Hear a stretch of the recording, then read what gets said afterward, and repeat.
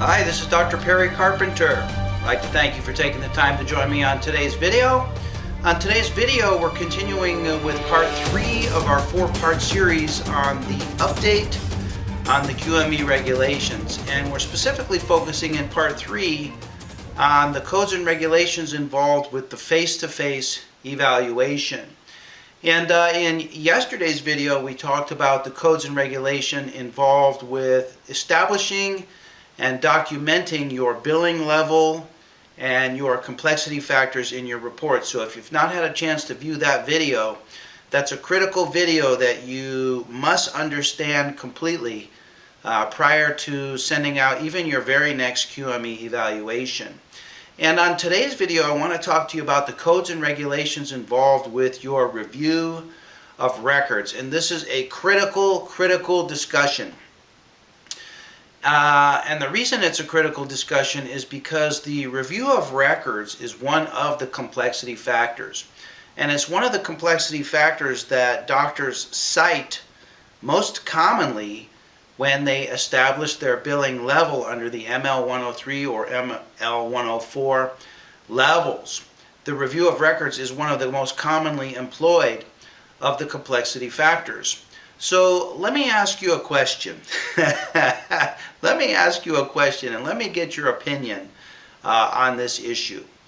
If you were the payer of a report, in other words, you're the claims administrator who's responsible for paying for your QME report, or if you were a reviewer of reports, say for example, someone down at the Division of Workers' Compensation, perhaps one of the disciplinary committees. If you were either the payer of a report or a reviewer of a report, and a report came across your desk and the report described the use of the review of records as one of the complexity factors, what would you do? What would you do if you saw that the doctor employed the review of records complexity factor? Let me ask you, what would you do? Common sensibly or sensically, what would you do? You would flip the pages to the review of records section of the doctor's report to see what's so great about this review of records that qualifies it as a complexity factor. Isn't that what you would do? Doesn't that make sense to do? You'd turn the pages in the report to come to the review of records section and see what took the doctor more than 2 hours to review in these records. What's so great about this review of records? And many doctors are not doing their review of records correctly and in compliance with the codes and regulations that govern the review of records, and yet they're employing the review of records as a complexity factor. And this is not going to fly. If you're going to employ the review of records as a complexity factor, your review of records has to comply with the codes and regulations, of which there's 4, that tell us how our review of records must be presented in our report in order to qualify as a complexity factor. So what I want to do with you today is I want to share with you the 4 codes and regulations that govern the review of records. Then I want to go down to the computer and show you a couple of examples of review of records from reports that I've had the opportunity to review of other doctors, where the review of records simply does not qualify as a complexity factor the way that it's presented in the body of the report. And then I want to show you how to properly present your review of records so that indeed, number 1, your review of records complies with the 4 codes and regulations that describe the review of records, and then that number 2, so that your review of records actually does qualify for a complexity factor if it meets the criteria of 2 or more hours involved with review of records. So we have a lot to go over today, and I want to get right to it, but I just want to make sure that I have your attention going forward and that you are going to take to heart today's recommendations and suggestions. You know, it's interesting that you may have heard of some of these topics that we're discussing. And I certainly am quite familiar with the codes and regulations of the review of records. But it's interesting, as I was researching today's material, and as I have been researching all of the material involved with this series on update on the QME regulations, an interesting thing has happened. It seems that my research and my review of these labor codes and regulations has fallen upon new eyes and new ears. It's interesting how that happens. And I'm hoping that today's discussion will land on new ears as you hear this material again for perhaps the second or perhaps even the 100th time. Perhaps something I will say today may fall on new ears, and you may have a new revelation that will immediately impact and improve your very next QME report. That's my hope and that's my intention, that this material will fall upon you and fall upon new ears today. So let's begin by talking about the codes and regulations that govern the review of records section of your report. And let me just begin by asking you, did you know did you know that there are codes and regulations that govern the review of records section of your report? Or did you just think that you could just do a review of records in your own way, any way that you wanted, in any manner or any format that you decide upon or land upon or fall upon?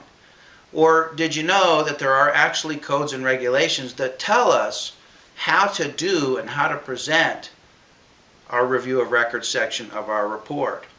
Well, actually there's 2 labor codes and there's 2 California codes of regulation that govern the review of records process. So let's just review these together, and then we'll go down to the computer and we'll show examples of poor and examples of good review of records. Okay? So the first labor code that I want to go over with you is labor code 4062.3. 4062.3. And in section D of 4062.3, it talks about the review of records.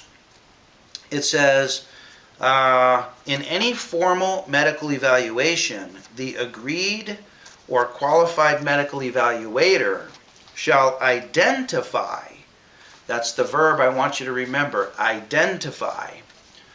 The agreed or qualified medical evaluator shall identify the following, : number 1, all information received from the parties.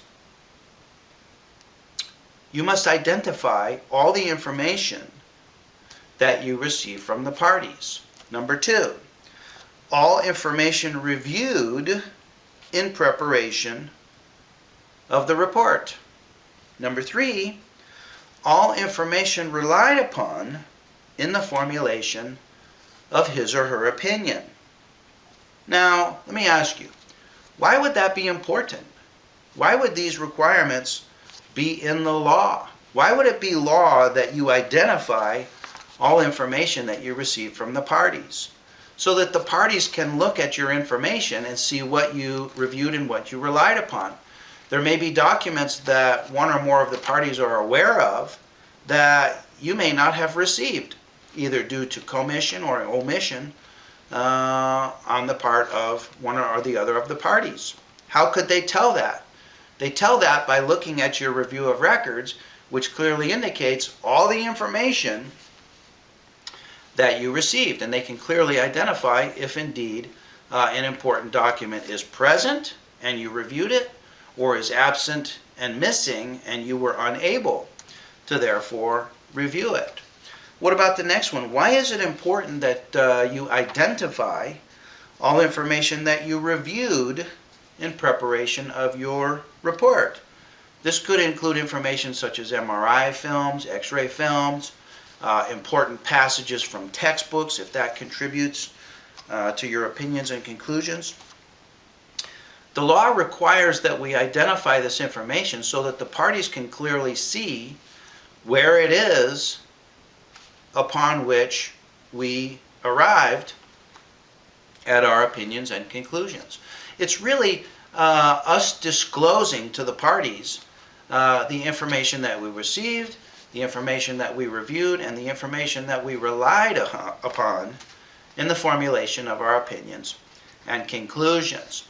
So for Labor Code 4062.3D, I want you to remember the important verb involved here. And the verb is that we identify. Identify. And I'm going to show you when we get to the computer how to properly identify the information that you received from the parties, that you reviewed in preparation of your report, and that you relied upon in the formulation of your opinion. Now, would you agree that that's a lot? That's a tall requirement. And your review of records section must comply with this requirement to even begin to approach qualifying as a complexity factor. Okay? So that's Labor Code 4062.3D. Labor Code 4628A2 is another code that talks about the review of records. And we talked about this in an earlier discussion in part 1 of this series. We had a game show quiz specifically devoted to Labor Code 4628.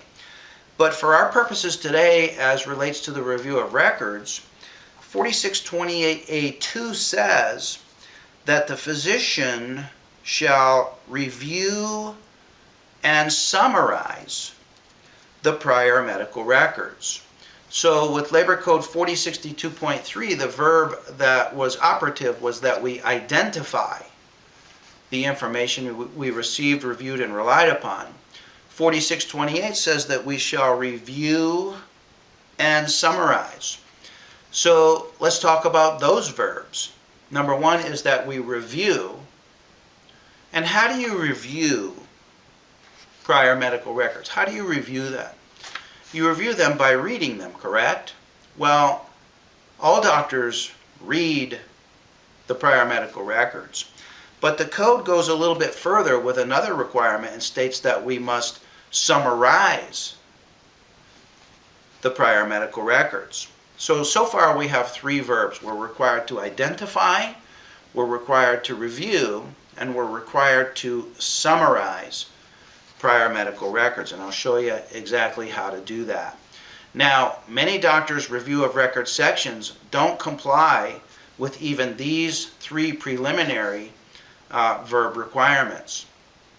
They don't summarize. They don't summarize the medical records. They simply identify the medical records with a date, a name of a document, and perhaps even an author. So important is that you summarize the medical records.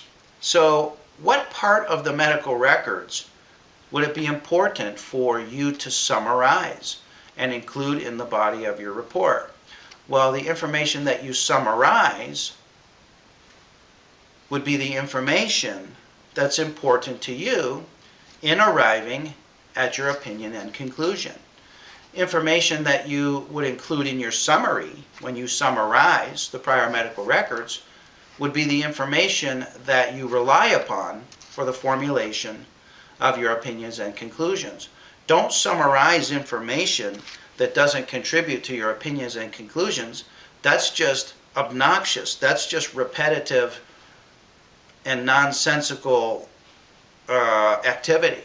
You want to demonstrate to the parties that you summarize the information that you reviewed in preparation of the report and that you rely upon for your opinions and conclusions, consistent with Labor Code 4062.3.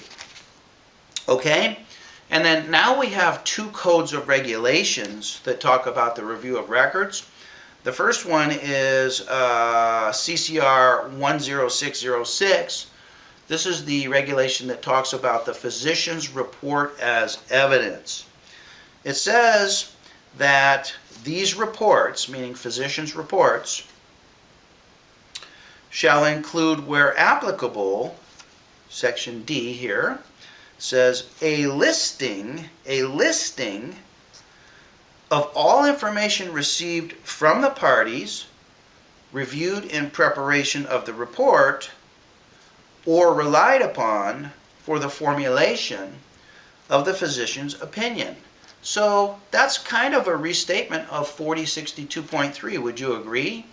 4062.3 said we must identify the information we received, we reviewed, and that we relied upon. And Regulation 10606 says that we must list,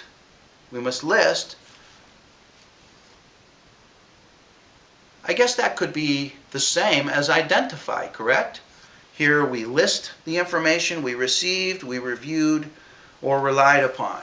So far we must identify or list, we must review, and we must summarize. That's a lot. That's a lot. That's why the review of records is a complexity factor, because the review of records, the proper review of records procedure, involves more than simply just reading the medical records. You then have to disclose to the parties your summary of your reading. You see how that's a two-pronged requirement? You first have to review the records and get clear in your mind the information contained in the medical records. But the second part of the requirement is that you disclose to the parties in the body of your report your summary, your important information, your conclusions of the information that you received. Okay? Finally, California Code of Regulation 41B2, these are the ethical requirements. CCR 41 is known as the ethical requirements. So 41B section 2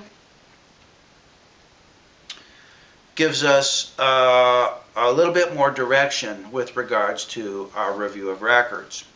It says that all QMEs, regardless of whether the injured worker is represented by an attorney, shall, and that means mandatory, it says shall, review all available relevant medical and non-medical records and or facts necessary for an accurate and objective assessment of the contested medical issues in an injured worker's case before generating a written report.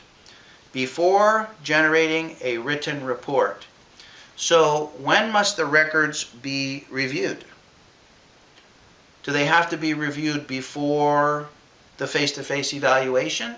No, that's not what the regulation says. The regulation says that the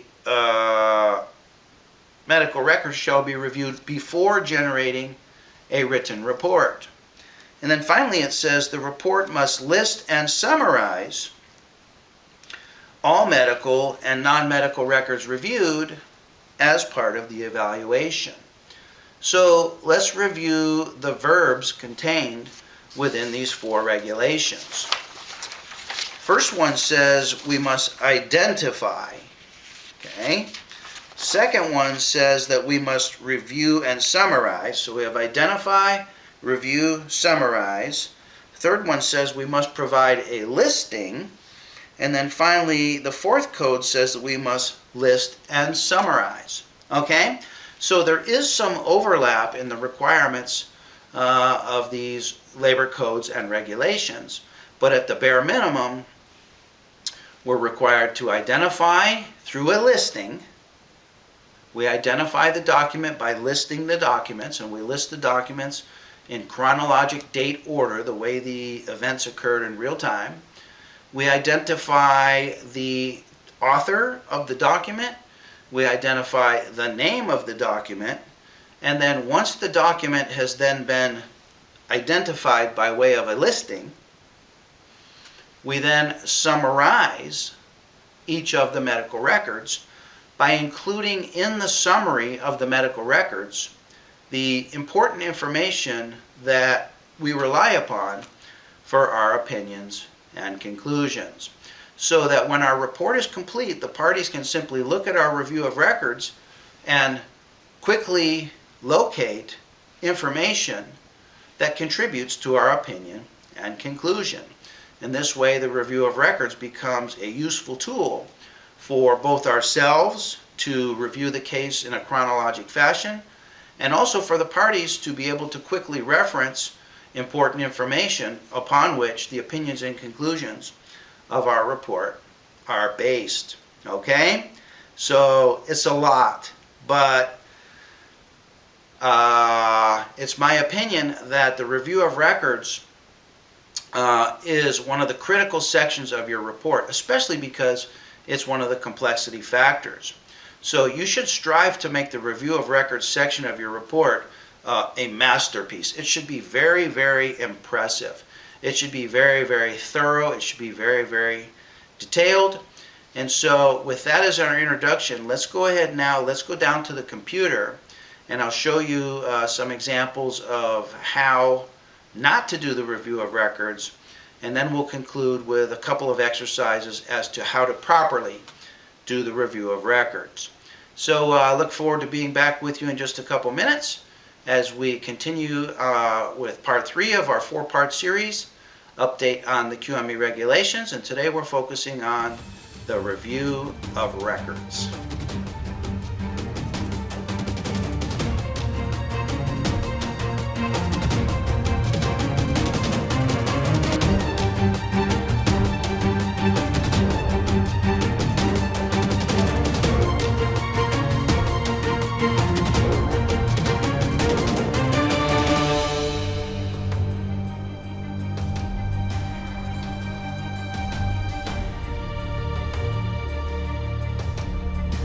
Hi, it's Dr. Carpenter. I'm back with you now, and I want to thank you for joining me.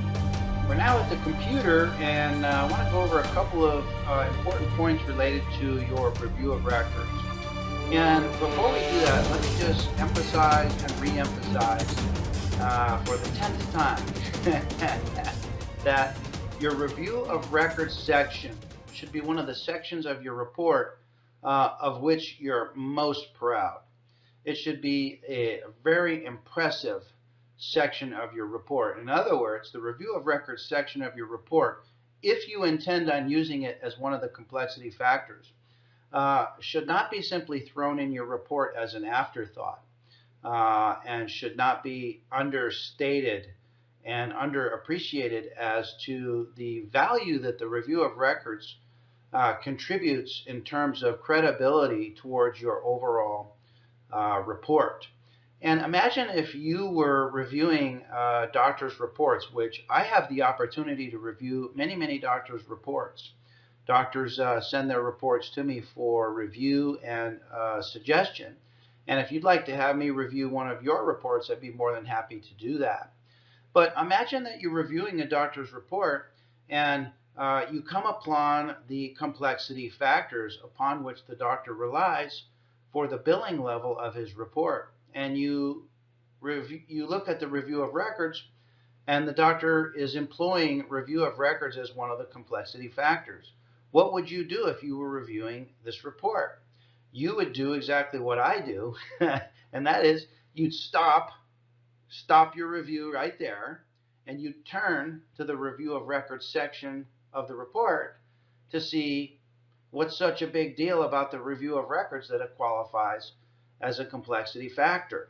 And so the review of records section of your report has to be fabulous. It has to comply with all the codes and all the regulations which we just described earlier on in this video.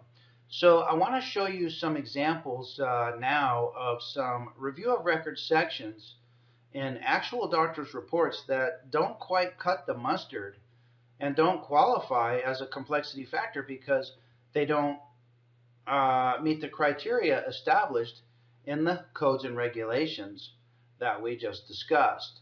So let me show you some of these examples now.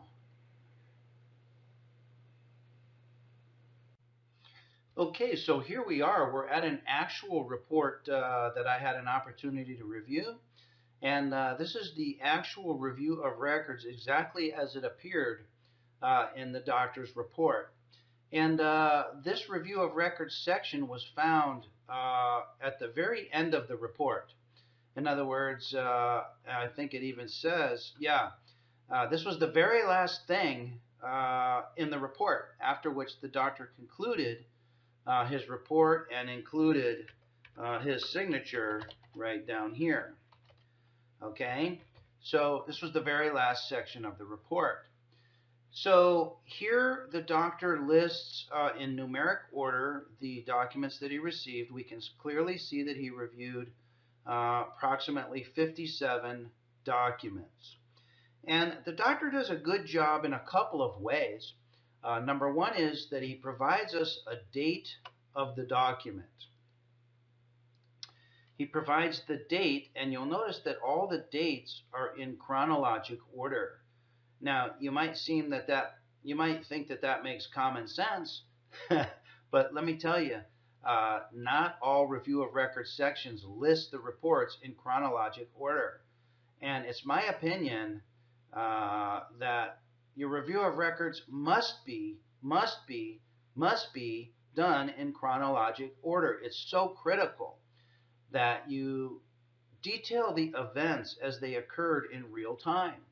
And it's in this way that you can later go back and investigate the activities and the treatment and the course of the claim surrounding particular dates. So say, for example, and I'm just making this up, but say, for example, I received a notice that the examinee was, I'm just making this up.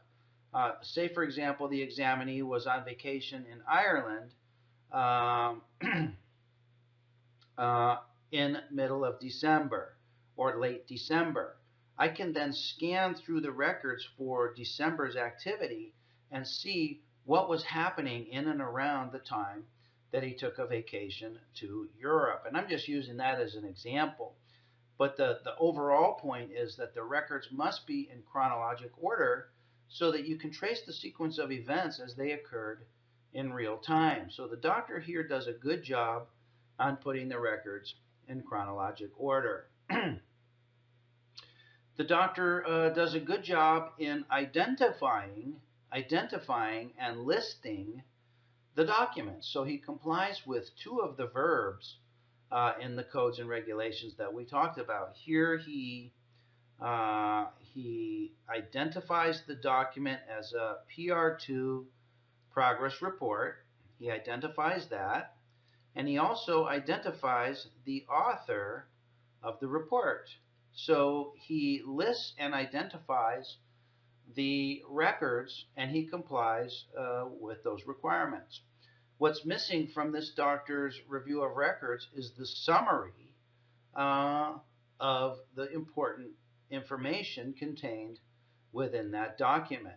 Now, the summary might look something as follows.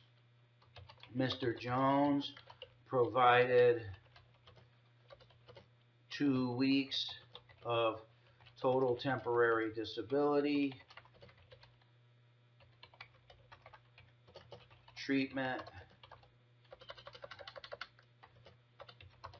included referral for cortisone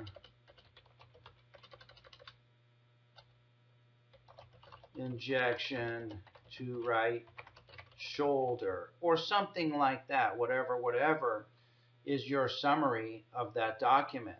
Now, the information that you include in your summary should be information that somehow, some way contributes to your overall opinions, conclusions, and recommendations related to this case. Don't simply fill in information here that's just gibberish or nonsensical information. That's just obnoxious and not called for, and that's not what the code and regulation requires. It requires that we summarize information that we rely upon for the formulation of our opinion. So if this doctor had added a summary of each and every one of these documents, it would be a review of records section that would qualify as a complexity factor because it complies with all the requirements of the 4 codes and regulations that we talked about. Now, I'm going to provide some recommendations for you as to how to lay it out in a manner and how to format it in a manner that's even better than this, and we'll get to that in just a moment. Let's take a look now at another review of records section. This is a review of records, again, from an actual report that I had a chance to review. All names have been changed and the information is redacted. But I want you to notice that this review of records is in no particular format at all. It's not in a chart. It's not in a table. It's not using bulleted or numeric listings. And notice that the documents are not in chronologic order. Here we have a document dated 10/14/14, and then here we have one dated 7/1/15, and then oops, we go backwards in time to a document dated 6/29/15, oops, and then we go backwards with a bunch of documents even dated before that, and this is in no particular order at all, and this review of records is simply obnoxious and is of no use and no value at all. Notice also that the doctor lists multiple documents here, multiple dates of documents, and does not list individual documents chronologically. So here he says that the diagnosis was greater occipital neuralgia, but he doesn't say which of these documents the diagnosis came from, and he doesn't summarize important features from each of the particular documents. So again, the records sort of include a mass listing rather than an individual listing. Records are not in any kind of chronologic order, and this is really does not comply with the letter of the codes and regulations that we discussed. So this is a review of records that, in my opinion, does not qualify as a complexity factor. And if I was the claims administrator or if I was a disciplinary committee, I would disregard the review of records complexity factor related to this case almost entirely. Notice multiple documents. Now, if you wanted to trace the sequence of events of this examinee's treatment as they occurred in real time, it would be impossible to do that in this review of records as it's described, because the documents and the doctor is all over the place with days, dates, times, and this is really of no value at all. So how should our review of records present in our report? Well, let's talk about that. Yesterday, in yesterday's discussion, we talked about the complexity factors, and we stated that record review of records is one of the complexity factors. So in our introductory paragraph of our report, we provide a clear and concise statement that we're employing the use of review of records as one of our complexity factors.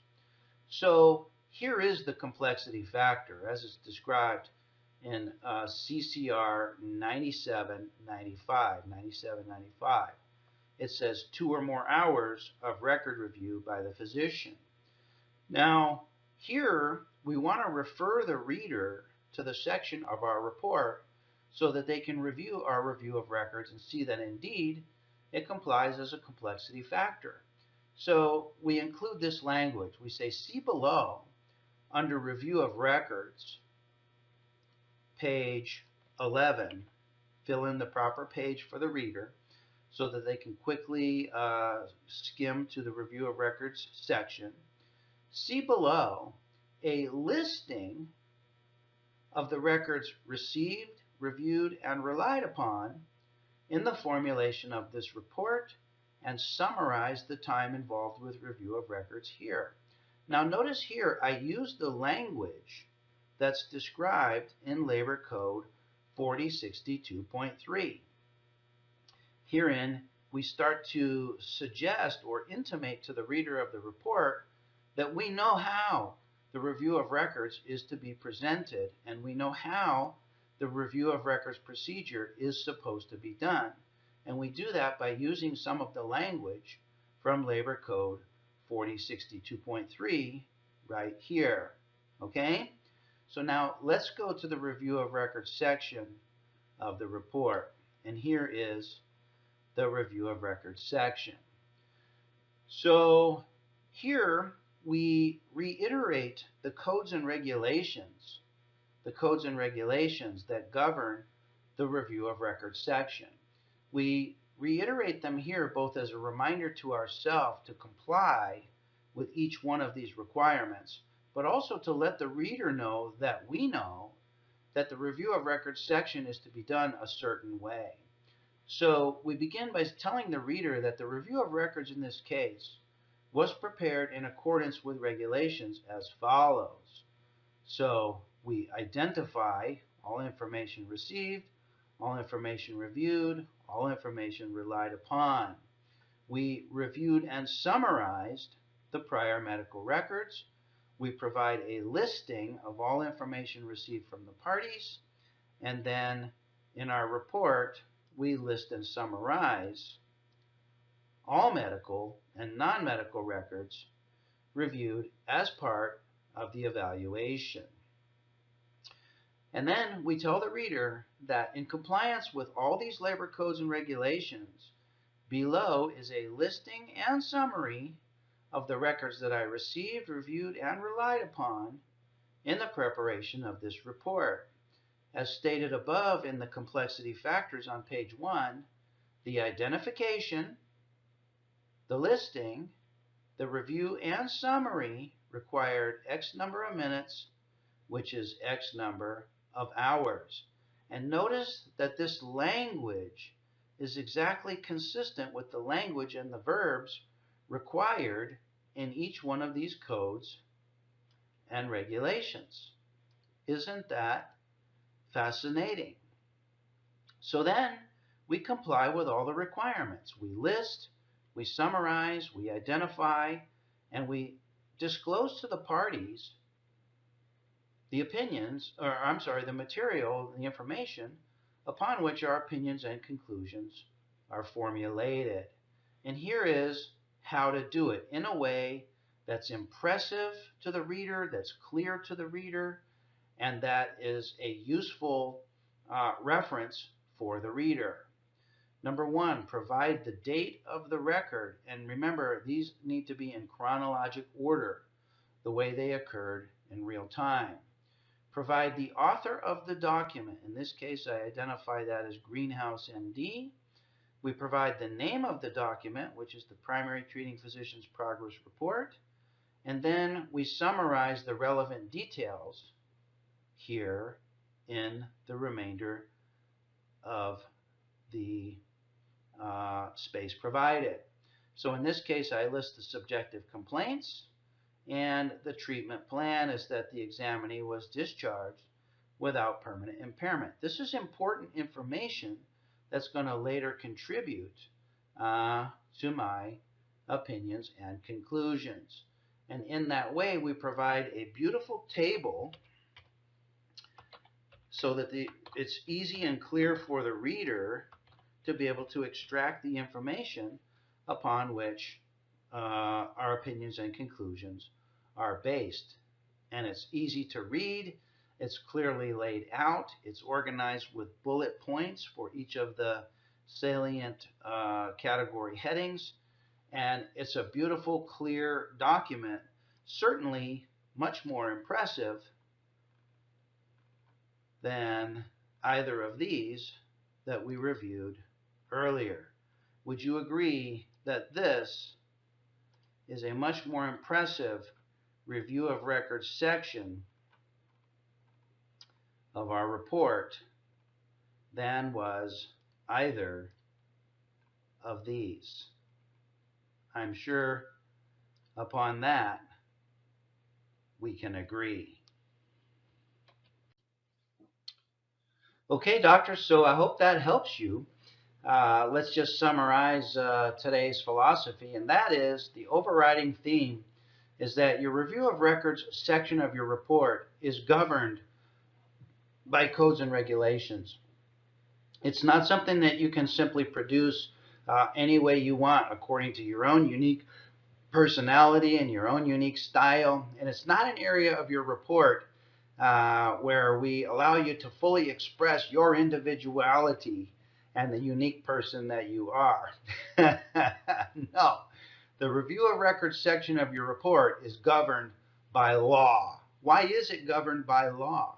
It's governed by law because it's an important and critical section of your report that lives on into perpetuity, that later becomes a reference section for parties to quickly identify what went through your desk and what went through your mind in the formulation of your opinions and conclusions. It's a reference section that can be used at a future date. And because the review of records is a complexity factor, it has to be done exactly according to the codes and regulations to qualify as a complexity factor. Doesn't that make sense? Doesn't that make sense? Would you pay a person to replace the chimney on your house if they took the chimney off the top of your house where it was oriented vertically and stuck it on a garage door oriented horizontally? I'm just making this up as a ridiculous example, but the chimney on your house is designed to exhaust heat and fumes in a certain way. And similarly, the review of records section of your report is required by law to be presented in a certain way.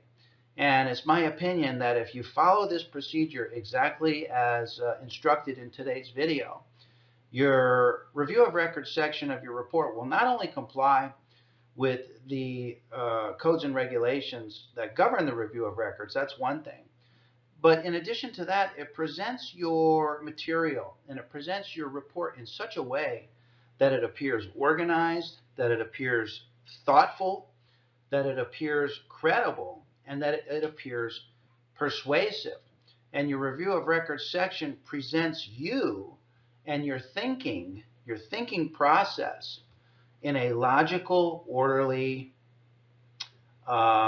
sequence. And a clear review of records section suggests and indicates clear thinking on the part of the doctor. So in that sense, the review of records section kind of sets the tone for the remainder of your report, especially the sections of your report that present opinions and conclusions.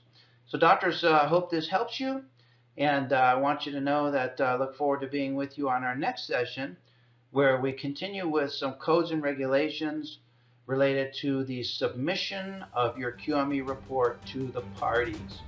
So it's my pleasure to be with you here today. Look forward to being with you again tomorrow. And for now, I'm wishing you best of success in your career as a qualified medical evaluator.